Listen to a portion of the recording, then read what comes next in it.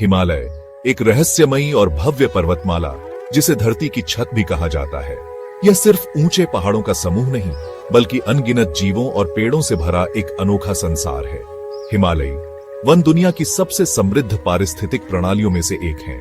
आइए आज हम इन वनों की गहराइयों में उतरते हैं और जानते हैं इनके महत्व, वनस्पति, जीव जंतु और संरक्षण प्रयासों के बारे में।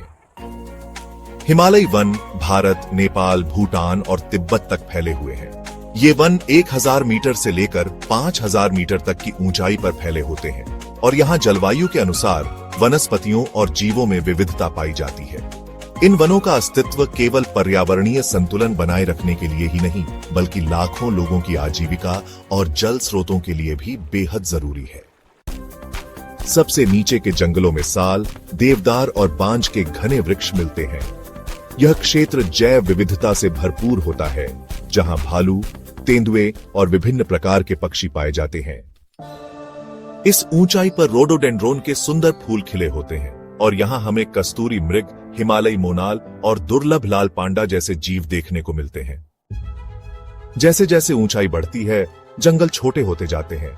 इस इलाके में हिम तेंदुआ, तिब्बती गजल और भेड़िए जैसे जीव पाए जाते हैं, जो इस ठंडे वातावरण में खुद को ढाल चुके हैं।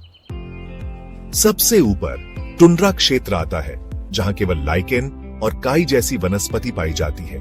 यहाँ हिमालयी याक और भेड़ जैसी कठोर जलवायु में जीवित रहने वाले जानवर रहते हैं। ये जंगल केवल प्रकृति की शोभा नहीं बल्कि हमारे जीवन के लिए बेहद आवश्यक हैं। ये वर्षा लाने में मदद करते हैं और बाढ़ तथा भूस्खलन को रोकते हैं।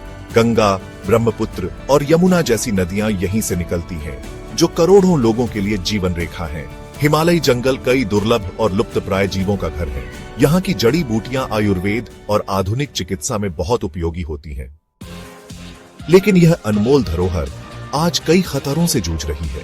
बढ़ती आबादी और विकास के कारण जंगलों को काटा जा रहा है। तापमान बढ़ने से वन्यजीवों और पेड़ों पर गंभीर असर पड़ रहा है।